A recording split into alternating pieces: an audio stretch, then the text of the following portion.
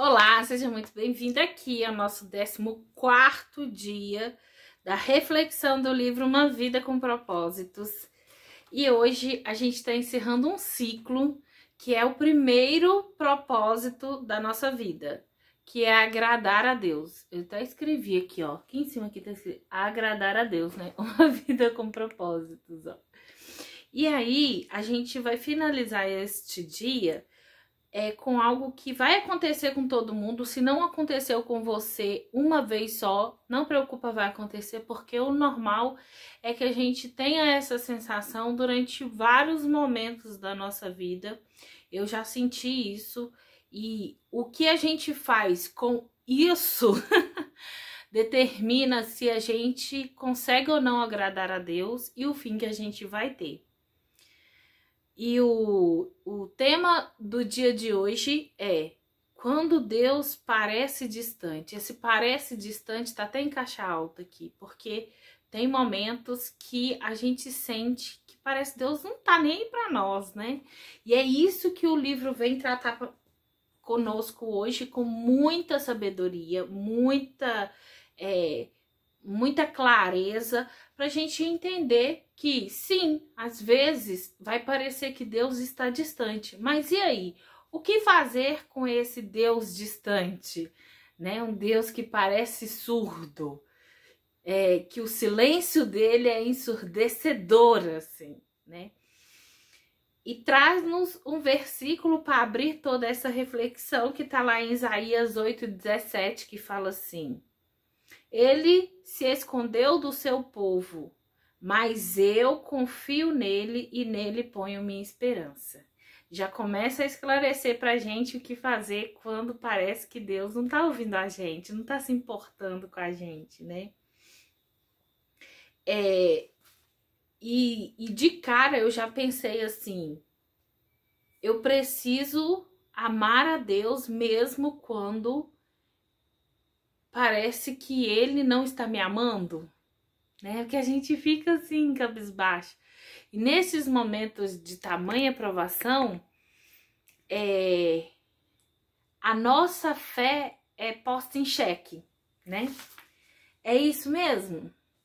Eu continuo sendo seu Deus, Karine, mesmo você não me sentindo? Como é que é a nossa relação agora? E isso acontece, né, gente? E nessa hora que muitos se perdem por aí. Deus é real, a despeito de você, de como você o sinta.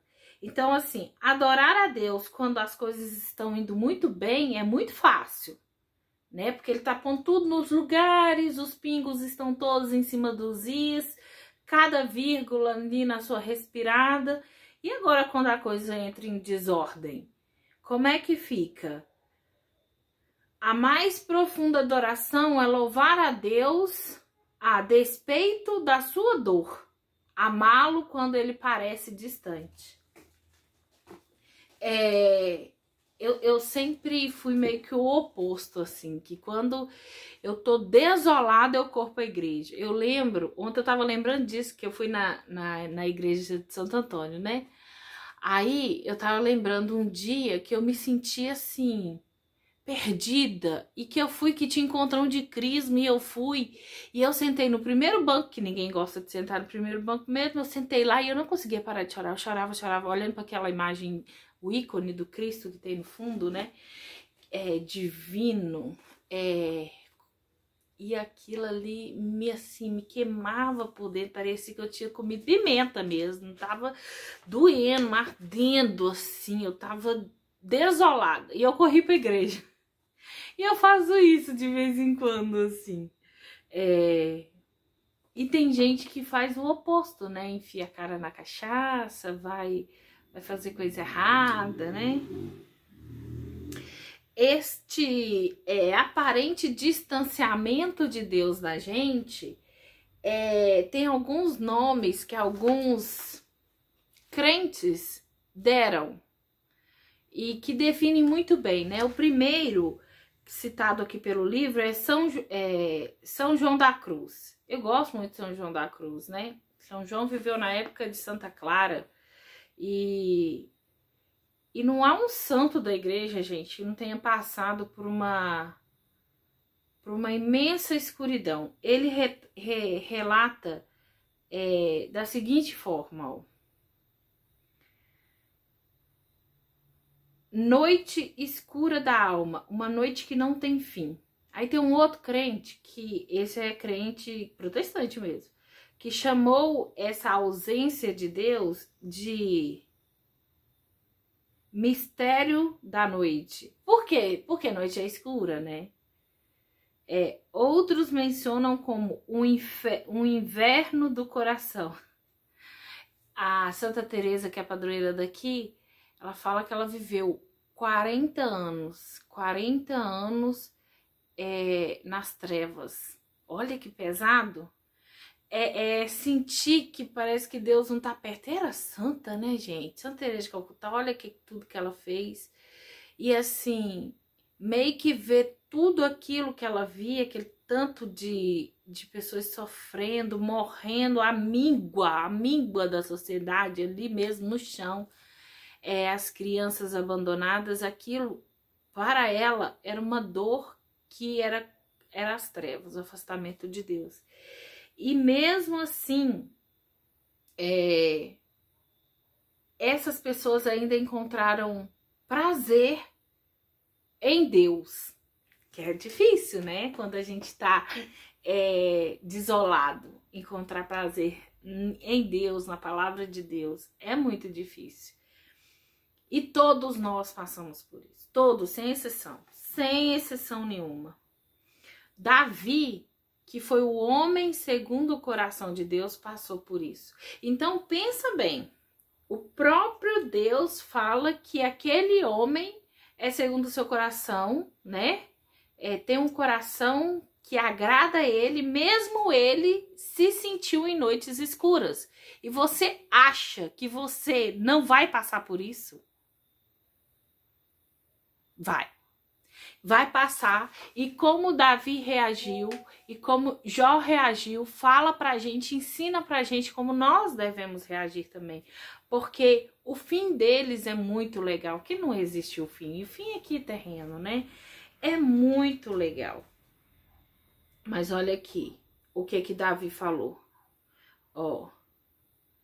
Por que, Senhor, tu permaneces afastado na hora do sofrimento? Por que te escondes de mim? Por que me abandonastes? Por que estás tão longe de salvar-me? Tão longe dos meus gritos de angústia? Gente, é desesperador, né? E é lindo poder ter um Deus para quem falar isso, né? Cadê Deus? Tomou chá de sumiço. O Senhor não está vendo o que está acontecendo? Tem hora que eu pergunto para Deus também. Você já perguntou isso para Deus? Me conta aqui nos comentários. Cadê o Senhor? O Senhor não está vendo, está enxergando isso aqui, não? Você não está vendo, tá doendo? Você não está vendo o sofrimento dessa pessoa? O Senhor não vai dar um jeito nisso? Tomar satisfação com Deus, isso é tremendo, porque você tá pondo ali a sua confiança nele. Ei, Senhor, cadê o Senhor, né? E aí, gente, na hora que a gente consegue buscar a Deus no sofrimento, sem deixar de amar a Deus, sem duvidar de Deus, sem desacreditar no poder absoluto e no amor infinito que Deus tem por nós, isso é uma verdadeira adoração diante do sofrimento. E para mim, aquele que mais ensina a gente, uma escola de confiança em Deus quando tudo parece que quando tudo tá no caos, quando parece que não tem solução, é Jó. É o livro de Jó que a gente precisa enfiar a cara ali e entender. E de preferência, não enfia a cara na hora do sofrimento, não. Já enfia agora, pra você já entender, para na hora que o sofrimento vir, você saber como lidar com o sofrimento, né? Porque você querer aprender a nadar na hora que tá afogando, esse trem não dá muito certo, não. Então, É pegar o livro de Jó, entender a história de Jó, o que Deus permitiu na vida dele e como acabou o fim lá de Jó, que é muito bom, né? Graças a Deus, Deus é bom o tempo todo, gente. O tempo todo Deus é bom. Jó continua sendo a nossa maior escola. Aqui para este capítulo, esse dia 14, não tem melhor. Ele passou pela provação e ele amadureceu muito com isso. Então, enxergar uma provação que Deus põe na vida da gente como oportunidade de amadurecer nossa fé é algo divino, né? É saber que tá sofrendo, tá doendo, mas vai crescer igual músculo, né? Quando você vai pra academia, dói pra caramba, fica pegando aquele peso lá, mas você vê o resultado de quem é disciplinado, você vê o resultado ali, né? Mas assim também como diante daquilo que mais causa na gente desolação, que é a morte. E aí, gente, a forma com que as pessoas reagem diante da ida de alguém para junto de Deus, isso também mostra o quanto que eu confio ou não no Senhor, né? Olha bem uma passagem que, aliás, eu quero ler na Bíblia. Eu quero ler como que Jó, ele questionou o Senhor. Olha a profundidade do texto. Eu vou ler todo o capítulo, que é uma resposta de Jó. O capítulo 23. E, gente, isso é fantástico. Você saber que você pode falar assim com Deus, sabe? Você pode irar-se, você pode questionar, você pode se entristecer. Você pode. A única coisa que nós não podemos é duvidar. E duvidar do amor de Deus por nós. Isso de jeito nenhum que a gente pode. Mas vamos lá o texto de Jó.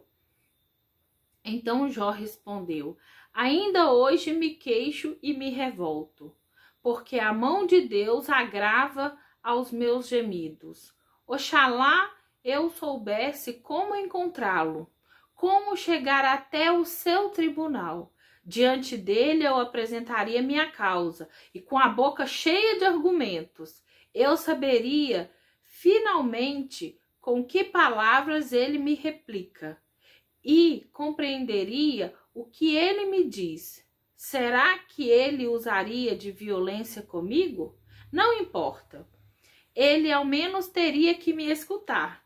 Então eu discutiria lealmente com ele e definitivamente ganharia minha causa. Olha a certeza dele, gente, do amor que ele tem, de que ele não pecou contra o Senhor. Isso é lindo. Mas se eu vou para o Oriente, ele não está. Se eu vou para o Ocidente, não distingo. Não procuro ao norte. Eu o procuro ao norte e não o descubro. Eu volto-me para o sul e não o vejo. Olha que coisa linda. Ele caçando Deus. Gente, isso é de um refinamento de fé. Deu falar assim: Senhor, pode marcar o julgamento, porque eu duvido que eu vou sair perdendo. Eu amo o Senhor. É uma coisa assim. Alguém, por favor, me explica o que está acontecendo. Não estou entendendo. Deixa eu falar. Eu quero argumentar. E ele fala que quer argumentar diante de Deus. Então, não é errado você ficar assim e se perguntar. Mas Jó, ele não duvidou do amor. Em nenhum momento ele duvidou do amor. E é isso que a gente tem que aprender dele, né? É você conseguir se manter amando a Deus, mesmo que ele parece não estar presente em sua vida.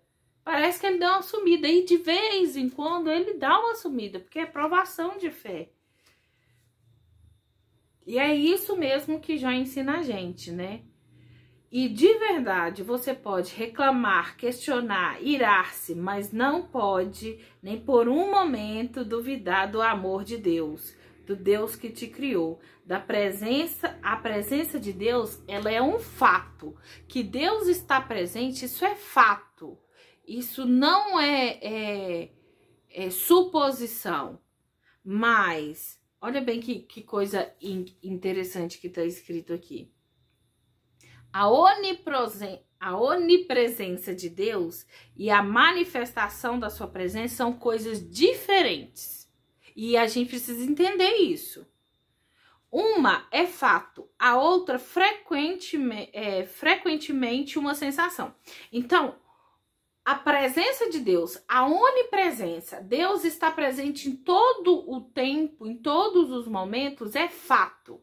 Deus está. E aí é bom a gente lembrar sempre que nós somos o feto, dentro da barriga de nosso pai, assim, vamos pôr, né? De nossa mãe ali, nossa mãe sendo Deus.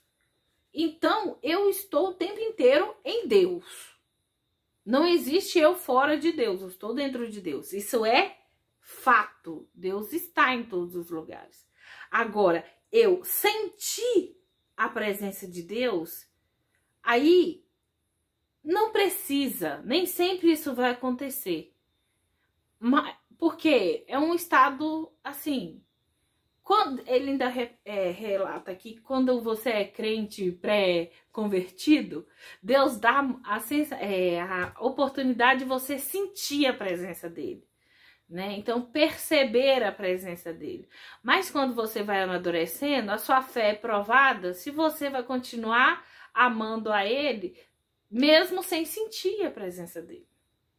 Por saber, porque a fé, ela tá ancorada naquilo que você não vê e não naquilo que você sente. E aí? Não sentiu, então acabou, agora eu sou do mundão. Vou fazer amizade com o mundão agora. As coisas que desagradam a Deus. É isso assim? Tipo, olha o puxão de orelha. Deus está sempre presente, mesmo que você não perceba sua presença. E sua presença é muito profunda para ser medida por uma mera emoção. Nossa, top! Sim, ele quer que você sinta a sua presença, porém, ele está mais interessado que você confie e não tanto que você sinta. Fé não é sentimento. Fé e não sentimentos agrada a Deus. Entendeu assim? Propósito? E hoje em dia, o que mais é errado que o cristão faz, o que mais errado que o cristão faz é realmente querer viver essa experiência de sentir Deus apenas. E aí a fé passa a não existir. Porque se você de fato está o tempo todo sentindo mesmo, ou ouço Deus, eu cheiro, danço, você não, o tempo todo precisa estar sentindo Deus, você não precisa de fé, porque você está ali, entendeu? É algo assim, é uma chavinha que precisa virar, né? E aí, o silêncio de Deus é perturbador, né? Ele perturba a gente. O único dia, olha o que aconteceu na vida de Jó. Em um único dia ele perdeu tudo. A família, os negócios, a saúde, tudo que possuía. E o pior, ao longo de 37 capítulos, Deus não disse nada. Nada. Ele ficou mudão. Imagina, Jó, gente, com o amor que ele tinha por Deus. Ele perguntava para Deus, procurava a Deus e não achava. É muito triste. Mas mesmo assim, ele não parava de louvar a Deus. É muito louco isso. Ele o tempo inteiro, sabe o que ele fez? Bem já lá no comecinho, né? A gente tem essa experiência. E ele prostrou-se por terra em adoração e disse: saí nu do ventre da minha mãe e nu partirei. O Senhor me deu, o Senhor levou, louvado seja o nome do Senhor. Caraca, velho. Eu vivi a experiência de morte do meu irmão, né? E foi uma coisa muito, muito linda. A forma com que tudo aconteceu, a oportunidade que eu tive de estar com ele, de poder conversar com ele, de poder recolher uma lágrima dele, ver o tanto que Deus foi bom de atender o pedido dele, né? Ele estava sentindo-se tão triste neste mundo, tão bonito este mundo, ele se sentia tão triste. E Deus me deu essa oportunidade de viver esse momento com o meu irmão, assim. Agora minha unha do pé tá enorme, tô precisando cortar a unha do pé. E durante uma semana, Deus me deu a oportunidade de estar perto dele. E eu olhava pra unha daquele pé dele, grande, e eu queria cortar assim, mas sabe quando você respeita a pessoa demais e aí você acaba deixando assim? E deixa quando ele precisar estender a mão. E aí eu tive a oportunidade no hospital cortar a unha do meu irmão. Ai, gente, parece coisa pequena, mas pra mim isso tem um significado tão grande, ter cuidado dele naquele momento ali. E a força que Deus deu pra gente aqui em casa de passar por este momento tão difícil, sabe? Só pode ser do divino um trem desse, porque senão a gente não aguenta. E aí louvar, agradecer a Deus num momento de dor extrema assim, isso é uma verdadeira adoração. E esse dia de hoje me mostra isso, sabe? O caminho que a gente está percorrendo é o caminho certo. Isso é muito bom. Não duvidar de Deus e nem... A gente questiona assim, um rapaz tão novo, 47 anos, e será que ele não podia ter um pouco mais de vida, uma oportunidade, mas daí duvidar que Deus o amou em todos os momentos e a nós também? Não pode duvidar. E é importante a gente dizer tudo o que a gente sente a Deus. Traz aqui o livro pra gente, né? Que Deus agrada disso, de quando você é muito sincero com ele, como Davi sempre foi, como Moisés foi, como Jó foi, o maior caso de sofrimento da Bíblia, né? Como Jó foi, assim é bom que nós sejamos, né? Concentrar-se em Deus, em quem Deus é, e não achar que Deus mudou a opinião dele.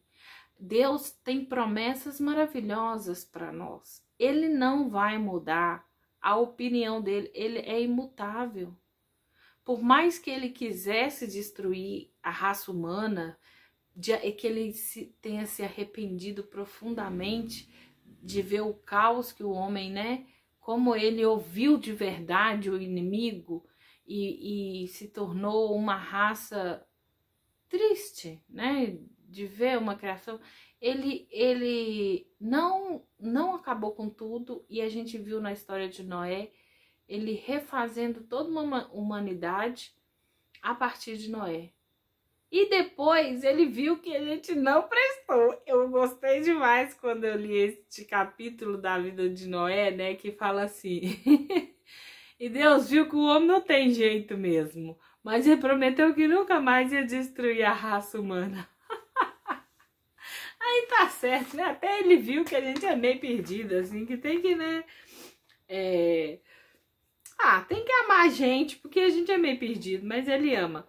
E ele quer que nós o amemos, né? Amarás a Deus. Ele sabe que a gente não tem essa capacidade de amar ele completamente, mas ele tem o desejo que a gente consiga amar a Deus, né? Amar a ele. Um dia amarás.